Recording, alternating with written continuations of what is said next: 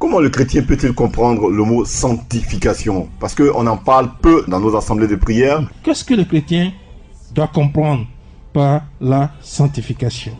D'abord, la sainteté, c'est le caractère de Dieu. C'est Dieu qui dit « Je suis saint ». Et cette sainteté, Dieu veut que nous aussi, nous soyons à son image, saints comme il est saint.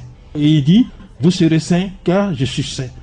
Mais Dieu, pour nous amener à la sainteté, il va nous donner cela comme don et nous allons recevoir cela par la foi. Ça, c'est l'aspect spirituel de l'œuvre que Dieu fait pour nous. La Bible nous dit que nous avons été sanctifiés par l'offrande du corps de Christ. Donc, c'est une œuvre spirituelle. Mais je vais insister maintenant sur l'aspect pratique de cette sainteté. Vous l'avez reçue par la foi, mais vous devez vivre de manière à ce que cette sainteté soit vue dans votre vie. Alors, Dieu fait les choses de la manière suivante. Dieu commence par nous révéler ses voies. En nous révélant ses voies, Dieu nous révèle en fait sa justice. Voyez-vous, la justice, c'est le fait de faire tout, parler, agir, juger, exercer la puissance conformément à la nature divine.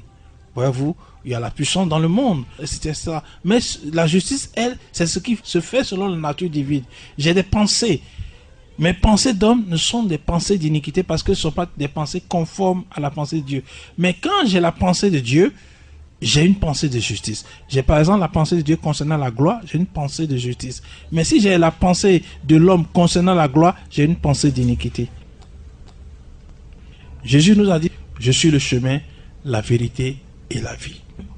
La Bible nous éclaire. La Bible nous dit que la vie est dans le sentier de la justice. La mort n'est pas dans le chemin qu'elle trace. Proverbe 12, verset 28. Cette parole nous montre que, en réalité, la justice trace un chemin pour nous. Et celui qui dit qu'il fait quelque chose de juste, c'est qu'il le fait selon un chemin que Dieu a tracé. Mais ce chemin, c'est le Christ. Donc, nous voyons que notre pratique de la justice va nous amener à chercher des voies auprès de Dieu. Nous devons être auprès de Jésus-Christ en train d'apprendre, à découvrir, à connaître des chemins. La sainteté, c'est le résultat de la pratique de la justice dans notre vie. Celui qui suit le chemin que Dieu a tracé, au bout de ce chemin-là, le résultat, c'est la sainteté. Alors, on va pouvoir lire ça dans le livre de Romains chapitre 6, à partir du verset 18. Il nous dit, ayant été affranchis du péché, vous êtes devenus esclaves de la justice. Je parle à la manière des hommes, à cause de la faiblesse de votre chair.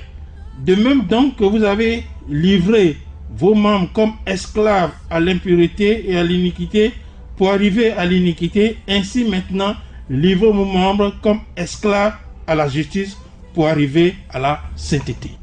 Celui qui veut parvenir à la sainteté, il apprend de Jésus, parce que Jésus c'est le chemin. Et lorsqu'il apprend de Jésus, il va par exemple arriver à aimer comme Dieu aime. Et lorsqu'il parvient déjà à aimer comme Dieu aime, son amour s'est sanctifié. Lorsque, en apprenant Jésus, il arrive à parler comme Jésus parle, ses paroles sont devenues des paroles saintes, etc. Donc, vous ne pouvez pas parvenir à la sainteté dans la pratique de manière brusque. Il vous faut forcément être à l'école de Jésus-Christ, apprendre de lui ce qui est juste.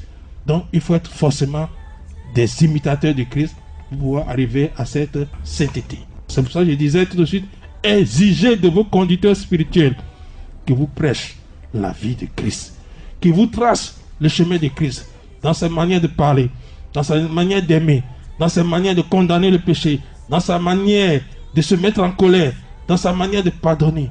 Si vous n'avez pas ces modèles devant vous, vous ne parviendrez jamais à la sainteté. Donc ce travail de transformation de notre vie pour que nous arrivions à la sainteté de Dieu, c'est la sanctification. Aujourd'hui, moi mon souci, c'est d'apporter des messages de sanctification, c'est d'apporter des messages de Christ aux uns aux autres, de manière à ce que leur vie soit centrée sur le